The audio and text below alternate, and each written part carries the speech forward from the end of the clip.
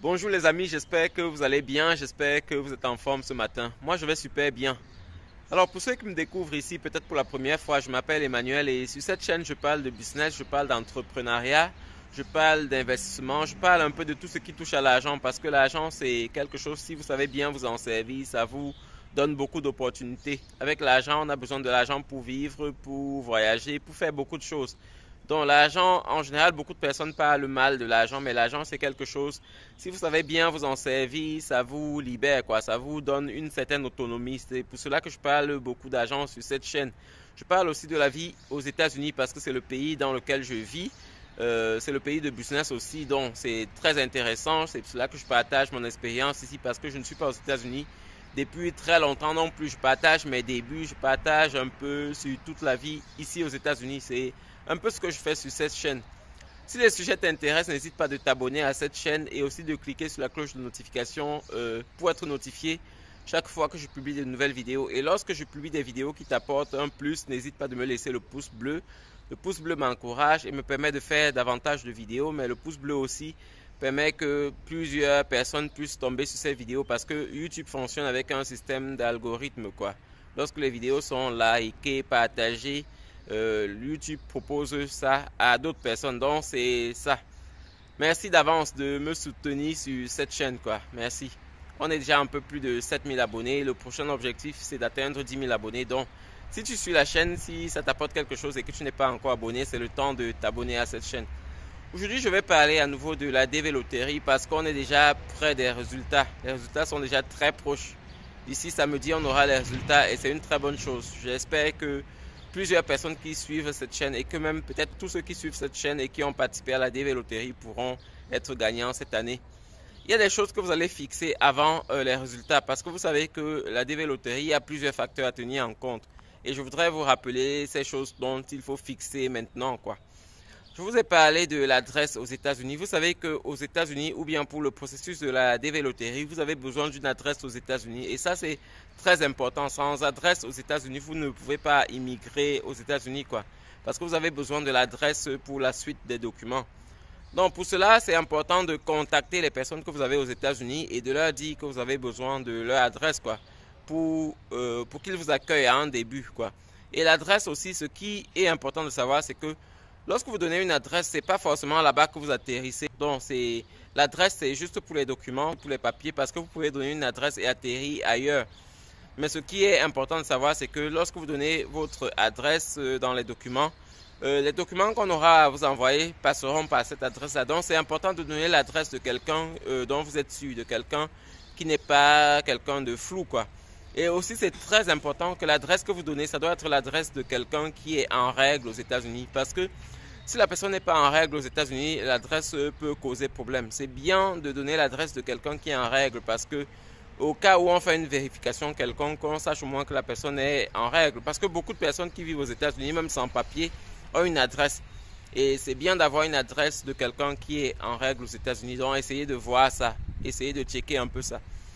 Une autre chose, c'est le sponsor. Ce qu'il faut savoir, c'est que le sponsor n'est pas forcément l'adresse où vous arrivez. Et dans plusieurs pays, on ne va pas vous demander le sponsor. Le sponsor, c'est différent d'une adresse. Le sponsor, c'est quelqu'un qui va garantir qu'il vous prend en charge sur une certaine période. On parle en général de 6 mois. Donc le sponsor, c'est pas forcément l'adresse. C'est deux choses différentes, quoi. L'adresse, c'est un peu plus facile parce qu'on peut avoir l'adresse de n'importe qui. Le sponsor, il faudra quelqu'un à qui vous faites confiance ou bien quelqu'un qui vous fait confiance parce qu'il atteste vous prendre en charge, quoi.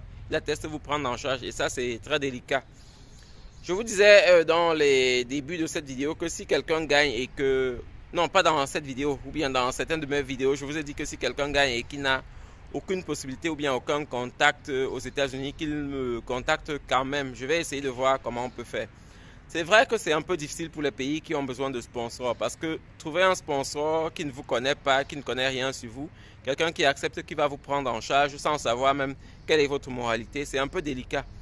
L'adresse, par contre, c'est un peu plus facile. On peut vous donner une adresse et vos documents arrivent là-bas et rapidement vous êtes parti, quoi. Donc, continuez de regarder, surtout pour ceux qui ont quelqu'un aux États-Unis, que ce soit le sponsor, que ce soit l'adresse où vous allez vivre, c'est pas forcément obligé d'être quelqu'un de votre famille. Vous pouvez donner, si vous avez même une connaissance, ça peut être un voisin qui est allé aux États-Unis, ça peut être n'importe qui est allé aux États-Unis, qui accepte de vous donner son adresse pour que vos papiers arrivent là-bas, quoi. Mais comme je dis, il faut que ce soit quelqu'un dessus parce qu'il ne faut pas que vos papiers arrivent et que la personne bloque vos papiers. Donc, c'est très important. Et vraiment, je vous dis, si vous avez quelqu'un, essayez de voir déjà vous-même. Avant de me contacter, essayez de voir à votre niveau. Est-ce que vous n'avez pas quelqu'un, est-ce que vous n'avez pas un voisin, une connaissance aux États-Unis qui pourrait jouer ce rôle-là? Parce que ce sont les choses, je ne peux pas faire pour un nombre de personnes illimité. Vous voyez, je ne peux pas donner une adresse à un certain nombre de personnes illimitées. Vraiment, ceux qui me contactent, c'est vraiment celui qui ne sait plus quoi faire, celui qui ne sait pas comment faire parce qu'il n'a vraiment personne. Mais si vous avez une connaissance quelconque, ça peut être un voisin, quelqu'un qui est allé aux États-Unis, ou même l'ami d'un voisin, essayez de chercher déjà vous-même parce que c'est très important. Il ne faut pas que toutes les personnes prennent la même adresse. Après, ça peut causer un problème dans le visa, quoi. Vous voyez un peu, donc c'est très important de commencer à contacter les personnes. Et je vous ai dit aussi dans une vidéo, il y a les associations.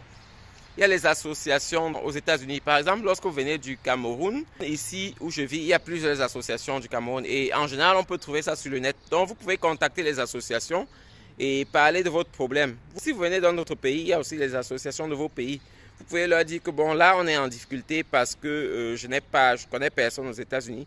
Vous savez que la plupart des personnes qui sont dans ces associations aussi sont venues à un moment où ils ne connaissaient forcément pas quelqu'un aux États-Unis. Dans ce sens, les associations sont beaucoup plus prêtes à aider parce qu'elles savent par où elles sont passées à leur début, quoi. Donc, c'est un peu ça. Contactez les associations pour avoir quelqu'un qui pourra vous aider facilement. Parce que moi, bien que j'ai une volonté d'aider, je ne pourrais pas aider tout le monde, quoi. Donc, c'est un peu ça. Commencez à contacter les personnes qui peuvent accepter de vous passer leur adresse parce que vous aurez besoin de l'adresse pour remplir le document.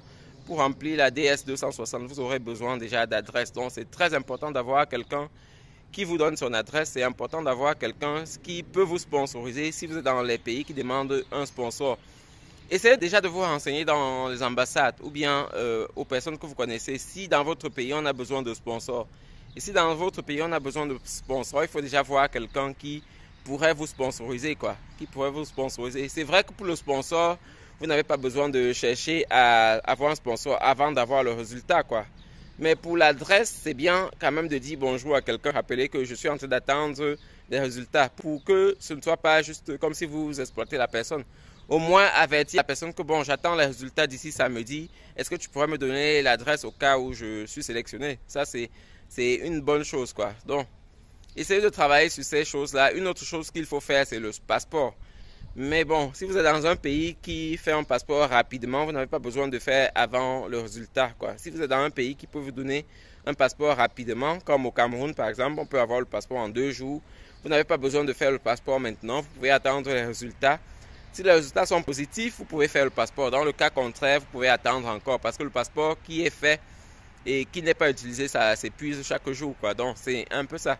En tout cas, c'était important pour moi de partager ces choses avec vous pour vous permettre d'être davantage prêt pour la dévéloterie.